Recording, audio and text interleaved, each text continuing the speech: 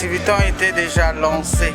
Aujourd'hui, nous venons présenter les ONG. Donc, c'est un ensemble de 3 ONG qui vont accompagner les populations dans la réalisation de la cacao-culture et des systèmes mixtes de production. C'est un consortium international. Il y a l'ONG AD Togo et 2 ONG congolaises, donc ANEP et APVS Congo. Donc c'est un consortium de 3 ONG. Vous savez, nous avons fait la première campagne. Il y a eu beaucoup d'engouement et beaucoup de gens qui ont bénéficié des plans.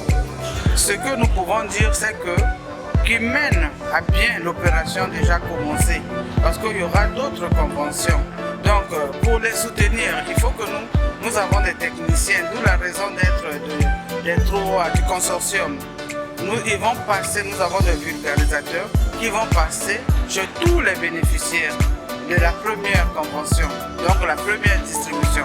Donc on va voir si réellement le taux de réussite des plans dans la façon de faire est de plus de 50%, nous allons les accompagner. Mais si tu as pris tes plans, tu as laissé de côté et il y a eu de mortalité, en tout cas, on va plus te soutenir.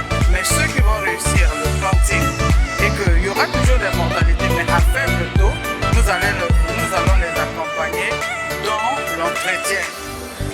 Au moins 3 entretiens par an que le projet va soutenir les bénéficiaires pour une pérennisation de l'activité.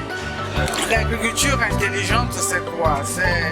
C'est déjà l'agriculture que nos ancêtres faisaient, mais ils le faisaient sans technique moderne. Aujourd'hui, l'agriculture intelligente, c'est quoi? C'est mixer les plants. Parce que la monoculture, à long terme, appauvrit les sols. Donc, il faut adapter l'agriculture d'aujourd'hui avec les changements climatiques que nous connaissons très bien au Congo. Et les systèmes mixtes, c'est quoi?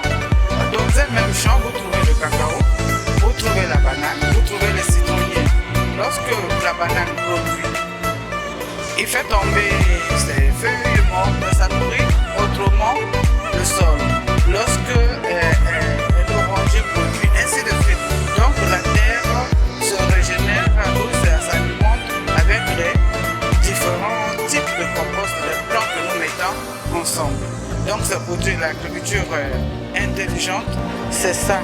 Nous emmenons la technique dans l'ancienne façon de faire de nos ancêtres. Mon dernier mot, c'est vous remercier et que nous comptons beaucoup sur votre vulgarisation pour accompagner nos populations, parce que ce que nous faisons, c'est ajouter un plus de ce que nos gouvernements disent.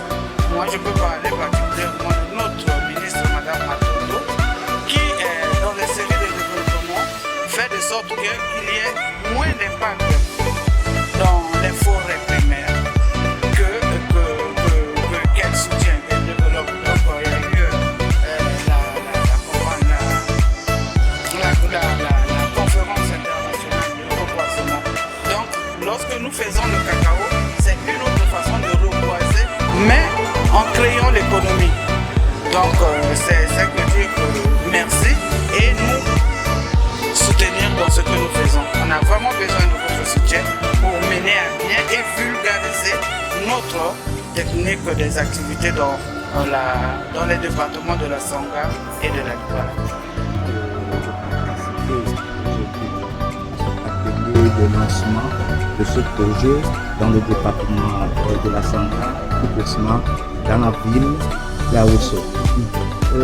En tant que l'administrateur de ce consortium composé de 3 structures, ADE Togo, ANEP Congo et APVS, l'objectif de ce consortium est d'accompagner les producteurs ici dans les 2 départements, à savoir le département de la Sangha et le département de Douala,